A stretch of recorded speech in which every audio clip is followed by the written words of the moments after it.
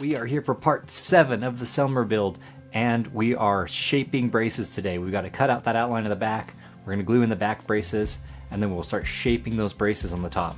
The goal here is just to take out some of that mass, maybe smooth out the sound a little bit. I've got that tap tone from the last video where we just got that top glued in, and I'm going to compare that with what we end up here. So let's get started, let's head out there and get that back cut out.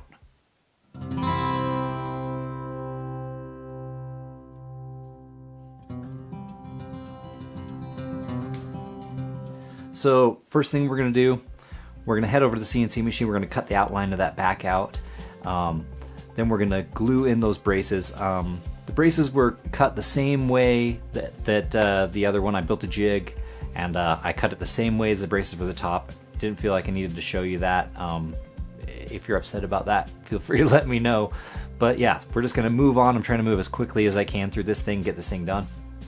So we're going to glue up those braces into the back, and then we're going to start shaping braces. So really, this is just a little bit of work with a chisel. I really wish I had a scooped gouge for this. I don't have that tool yet. Hopefully I'll be getting that soon.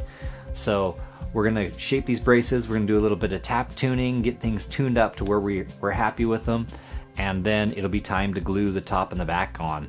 We'll have a box. So exciting. So let's get to it.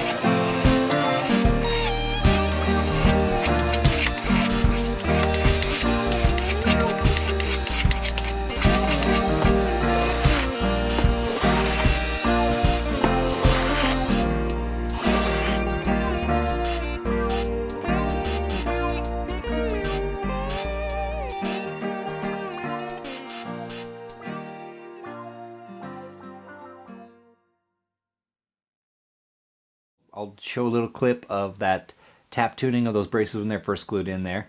So now I've got the top here, and we've got these braces all shaped.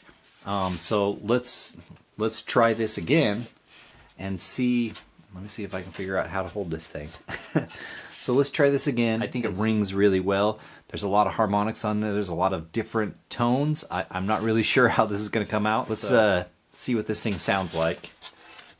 So I got the AT2020 here, and I'm running this into Zoom H4n, and that goes directly into the camera, so no processing here.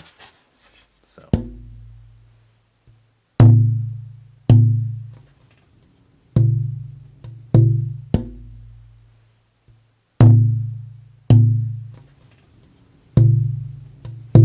Let's do the back here. I have the back as well, and you know, let's see, where you hold it has a ton of difference.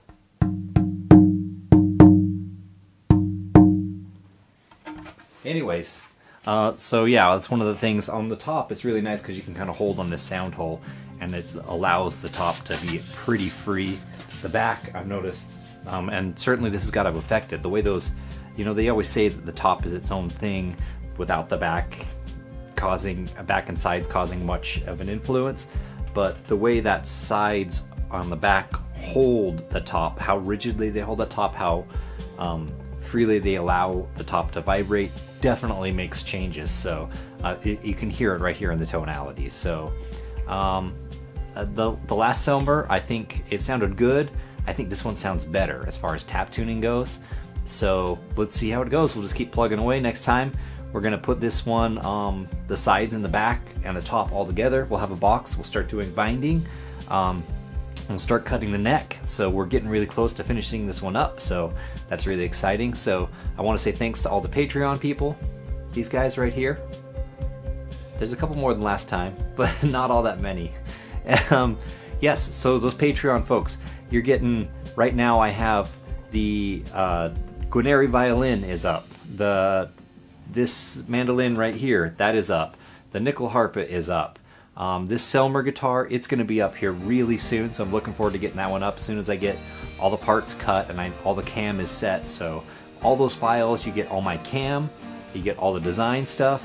It's really a good way to learn Fusion, get yourself started cutting some parts if you want to just dig right into it. So check that out, and thanks for the likes, thanks for the subscriptions, and we'll see you next time.